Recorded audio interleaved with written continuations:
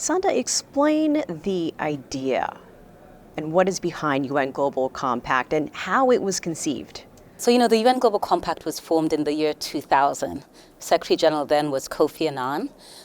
If you think back to that time, it was the era of big capital, of structural adjustment in economies, and really just understanding the role that private capital played in the world. And Secretary General Annan thought it was important to build a compact, he called it, between the private sector and the United Nations, and hence the Global Compact was born. But what was different was it was founded on the notion of principles, that there were 10 principles that would be fundamental to ensuring that business was responsible, sustainable, and inclusive. And in that time, what have you seen? How has it evolved? It's been amazing. I think when SG Annan was in the room, there were 40 bold leaders who stood forward. Our principles are about human rights, labor, the environment, and now anti-corruption. So from a bold group of 40 leaders, 40 businesses, we now stand at about 23,000 businesses over time. The use of the principles has evolved. Around the world, people talk a lot more about corporate responsibility or ESG. Over time, we've now integrated working with the Sustainable Development Goals and delivering on them. So public discourse has evolved. Of course, we can do a lot more. So how do you begin to convince companies to change the way they've done things for years and to think and act more sustainably in line with the Sustainable Development Goals? And what have been the challenges in doing so? I think if I was to pause and reflect what has been sort of, a breaking point, I'd go back to 4 years ago. I think the COVID pandemic, the climate crisis, the high cost of capital and conflict globally, and I call them the 4 Cs, have really given us reason to pause. And for the private sector, it was an opportunity to reflect on what sustainable business looked like. Because around the world, people reflected on broken global supply chains. What does that look like? People are now reflecting on what happens when there's conflict. How does business and trade work, either when there's conflict in country or between countries? The high cost of capital is really impacting, the ability for both macro large projects as well as, small businesses accessing capital to keep their businesses going. And of course, the climate crisis threatens our very, access to resources as well as long-term stability and sustainability. So in many ways, I don't think we need to convince. The signs are there. We can see the challenges ahead of us. What we need to do more of, perhaps, is ensure that we can develop models that work, show people how principles can really propel your business towards sustainability and competitiveness, and really demonstrate the value of investing in the SDGs, because the SDGs are such a perfect investment opportunity for businesses. And there's something that you introduced last year called the Faster Forward Initiative, which is all about action and accountability. Can you tell us a little bit more about that and what you hope to achieve with it?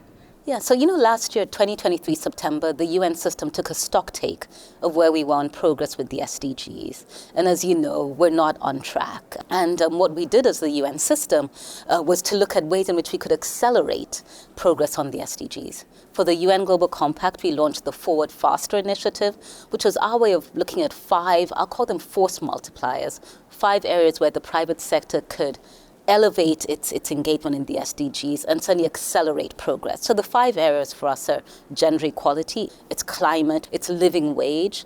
It also goes into issues such as water resilience and water stewardship, so important. And then finally, sustainable finance. How do we move private capital into areas that will result in, again, that force multiplier for investment in the SDGs?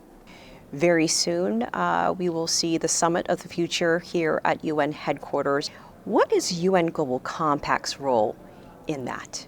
Summit of the Future is going to be really important, I think, for re-energizing, of course, the private sector, but certainly refocusing globally on a couple of key issues and tenets of the summit. From the Global Compact angle, we will continue to mobilize the private sector. They're so key to these discussions, but also, the framing of the Summit of the Future, the multilateral system is so important to ensure trade, business, and investment continues. Digital tech and AI has been so important in looking at how business happens and business, grows and accelerates, but also looking at the continued business of the SDGs and what that means for the private sector. So we're really excited about this opportunity to sort of take a fresh look at what sustainable development looks like from a private sector angle as we approach 6 years, towards the SDG goal of 2030.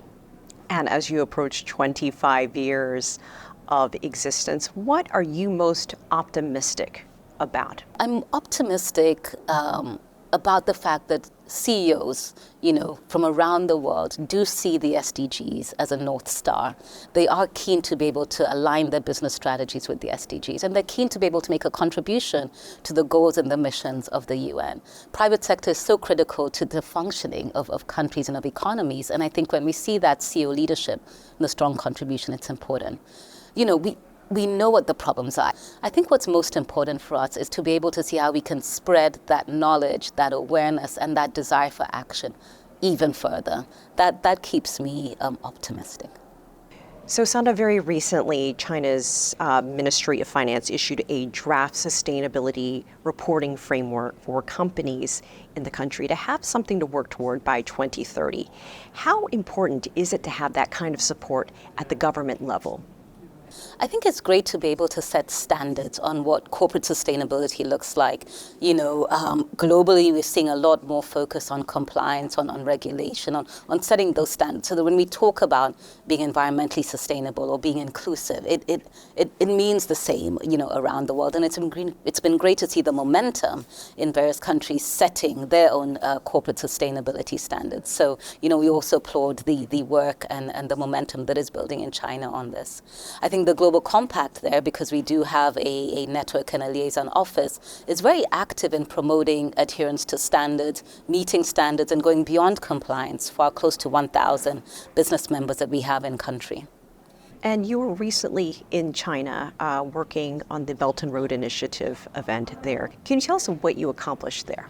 Yeah, sure. I mean, we visited China to address a couple of key issues. We were tasked with preparing a set of principles by which businesses that work within the BRI should adhere to. These are principles looking at issues on rights, labor, the environment, and anti-corruption. So we finished those publications and presented them to a business audience for those tools to be used again in the BRI work. We also worked on the GDI, the Global Development Initiative, that is also another platform that brings in private sector to invest in development, both domestically in country and externally. It's been great to be able to partner on that as well. And then with our businesses, we held roundtables with CEOs to look at how China is advancing on critical issues such as climate and energy transition and building an inclusive society.